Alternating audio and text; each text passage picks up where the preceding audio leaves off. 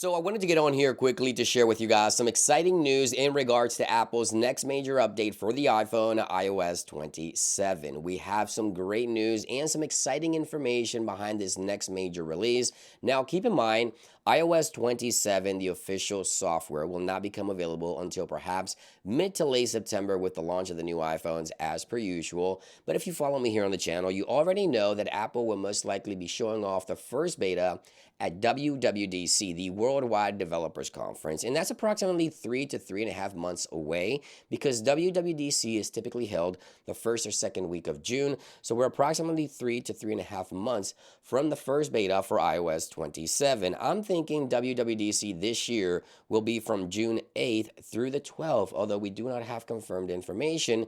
If that is to be the case, WWDC will be held from June 8th through the 12th. So on Monday, June 8th, we'll most likely get the first beta for iOS 27. And as I mentioned, I wanted to get on here because I feel like Apple is finally going to listen to their customers and focus on the things that customers really want. Again, there's some exciting news to talk about here, so let's go ahead and dive right in. Now, before we talk about iOS 27, surprisingly, Apple today has, out of nowhere, launched the next generation AirPods Max 2. Yes, Apple has officially announced AirPods Max 2 with the new H2 chip inside, enabling the adaptive audio, conversation awareness, voice isolation, live translation, and many other features to come. Now, this new chip also enables better active noise cancellation, and the new AirPods Max 2nd generation do feature new high dynamic range amplifiers, improving sound quality. They will be available on March 25th for the same price at $549.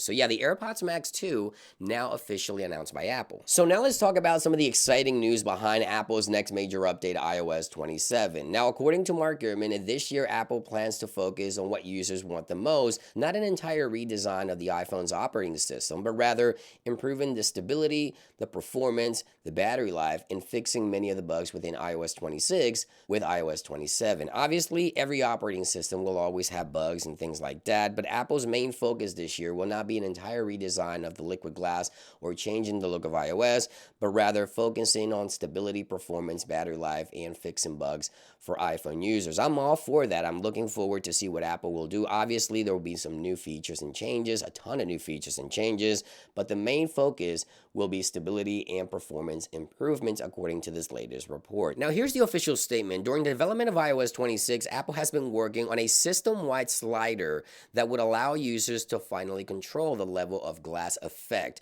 The company was able to implement this feature for the clock on the lock screen, but ran into some engineering challenges when trying to extend this across the entire system, including apps, folders, home screen, and navigation bars. Now, this is one of those features that many iPhone users have been asking for ever since the official announcement of liquid glass, the ability to add a slider that system-wide adjusts the glass effect for iOS, and it looks like Apple has been working on this for actually quite some time, and it will make its debut, according to this report.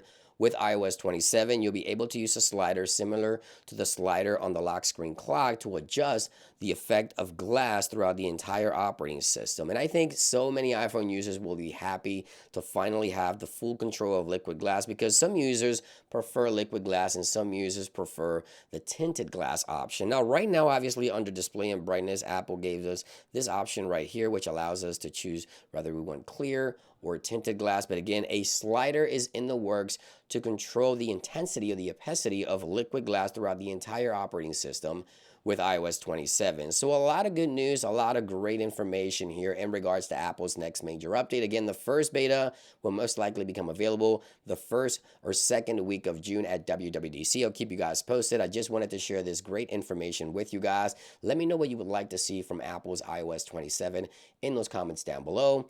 Thank you for watching, and I'll see you guys on the next one. Peace.